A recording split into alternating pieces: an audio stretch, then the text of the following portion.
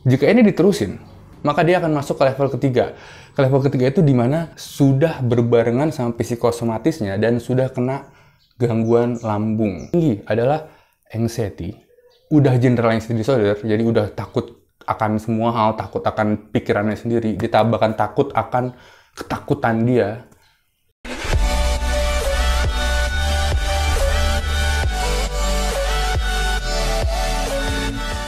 Oke guys, ini kembali lagi kita ke step by step ke 23 ya. 24 terakhir, ini jadi hampir terakhir. Di sini gue mau ngasih tauin 4 tahapan terkena anxiety.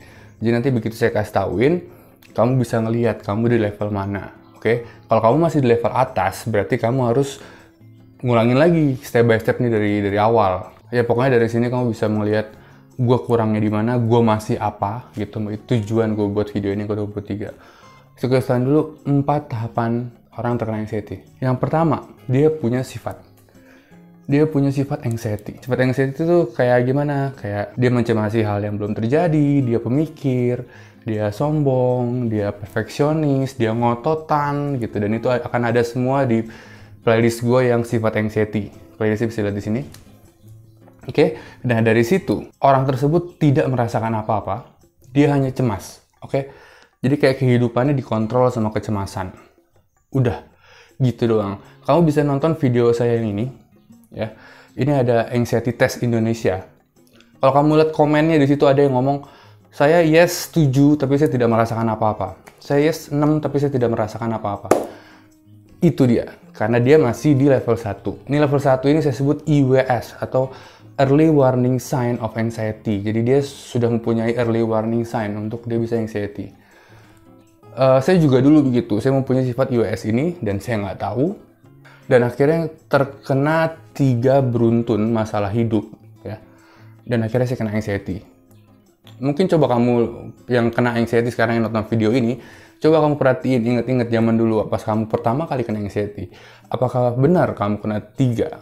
Contoh, kesulitan keuangan, ribut sama pacar, udah gitu lambung berantakan. Atau kena panic attack, sibuk kantor, kena panic attack, udah gitu lambung berantakan. Baru kena anxiety. Jadi kalau masih satu kejadian atau 2 kejadian, belum kena anxiety.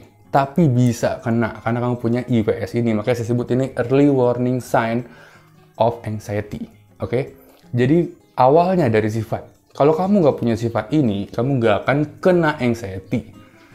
Memang sekitar 50-60% anxiety dipengaruhi oleh gen. Saya pun juga begitu. Kakak saya, ya, which is satu gen sama saya, dia bilang, gue pernah panic attack beberapa kali. Malah di tol, gue sampai berhentiin mobil di pinggir jalan. Terus besoknya lo nggak anxiety? Enggak. Tapi gue, sekali 2 kali kena panic attack di kantor, dan gue kena anxiety. Dan gue takut panic attack itu datang kembali, gue takut pingsan di jalan, gue takut gue mati, gue takut gue gak bisa berkegiatan normal. Nah itu anxiety guys. Oke, balik lagi. Ini level pertama. Level kedua orang yang udah kena anxiety, dia naik ke sini. Itu dimana dia sudah menderita anxiety, cuman belum GAD mungkin ya. Jadi dia hanya hipokondria, takut kena penyakit berat, atau dia hanya agorafobia, takut ke tempat umum. Tapi sudah disertai psikosomatis. Jadi psikosomatis sudah mulai keluar. Cuman yang dia takutin tuh masih beberapa hal aja, nggak semuanya. Ya, jadi belum general anxiety disorder, belum. Kalau general anxiety disorder tuh dia udah takut semuanya guys. Oke? Jika ini diterusin, maka dia akan masuk ke level ketiga. Ke level ketiga itu dimana anxiety-nya sudah berbarengan sama psikosomatisnya dan sudah kena gangguan lambung atau gangguan fisik, ya. Biasanya sih asam lambung udah mulai tinggi. Oke, itu level 3. Itu level 3 terparah di mana di situ orang-orang bingung ya. Apa ya, dia cemas, udah gitu dia cemas akan kesehatannya dan lambungnya pun lagi gila gitu ya, dan akhirnya dia takut malah kena kenapa-kenapa. Oke, itu masuk level 3. Dan level 4 yang paling tinggi adalah anxiety. Udah general anxiety disorder, jadi udah takut akan semua hal, takut akan pikirannya sendiri, ditambahkan takut akan ketakutan dia, ya, plus psikosomatis, plus gangguan lambung, dan plus depresi. Oke, ini udah level keempat. ini dimana orang kayak gini nih, dia udah nggak bisa keluar rumah, dia udah di rumah aja, udah berpikiran gue kayak nggak ada masa depan, semua gue berbeda, orang bakalan benci sama gue, dan bermacam-macam pikiran buruk lainnya keluar. Itu udah di level 4. Dia anxiety-nya udah ngebuat dia depresi, udah kayak udah gue udah nggak tahu lah, gue udah nggak tahu nih, sering kumat, gue nggak tahu kenapa gitu segala macem. Oke, sekarang kita tarik mundur. Kamu ada di mana? Iya, kamu masih level 4. Kamu mesti nonton step by step saya dari 1 sampai 22. Oke? Kalau juga kamu takut penyakit, kamu mesti nonton video saya yang masalah sensasi-sensasi GERD. Ya. Karena itu akan sembuh dengan adanya knowledge. Ya, begitu kamu dikasih knowledge, ini loh, begini loh. Ya, anxiety bisa sembuh loh. Itu kamu bisa keluar dari depresi kamu. Kamu kayak punya sebuah harapan gitu, harapan untuk bisa keluar dari lingkaran anxiety ini. Gitu. Dan akhirnya kamu turun ke level 3. Oke, level 3 ini agak sulit karena ini udah harus merubah 3P ya. Pola pikir, pola hidup, dan pola makan. Ya, karena kalau nggak, karena dia ada lambung di sini.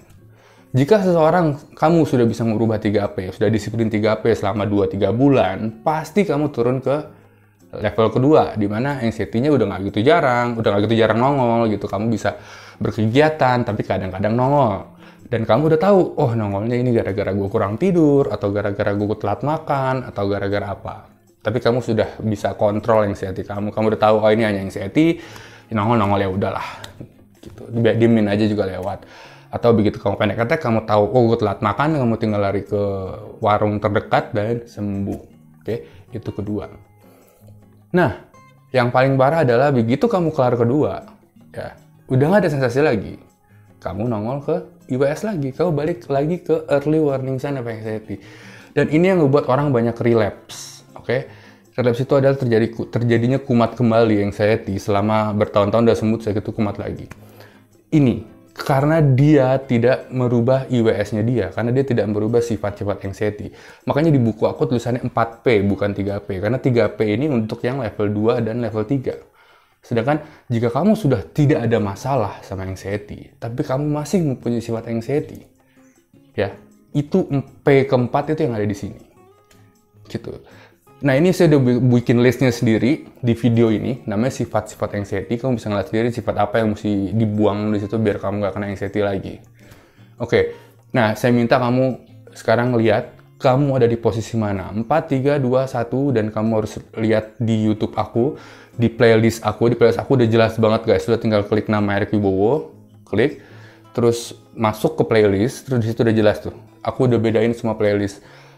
Step by step, terus sensasi-sensasi anxiety, cara nyembuhin GERD dan dispepsia, itu udah jelas semua playlistnya udah aku buat khusus, jadi terorganisir dan rapih. Jadi silakan menuju ke playlist gua. Begitu guys dari gua, dan semoga kamu tahu kamu ada di posisi mana. Dan jika kamu sudah ada di IWS, jangan seneng dulu. Kamu mesti merubah sifat, serius mesti merubah sifat, karena kalau enggak kamu bakalan relapse. Masalah relapse gua akan bahas di step terakhir, step ke-24. Terakhir dari step by step kesembuhan anxiety ini yang gue kasih gratis buat kalian. Oke? Makasih nonton video ini. Jangan lupa subscribe. Thank you guys. Stay cool.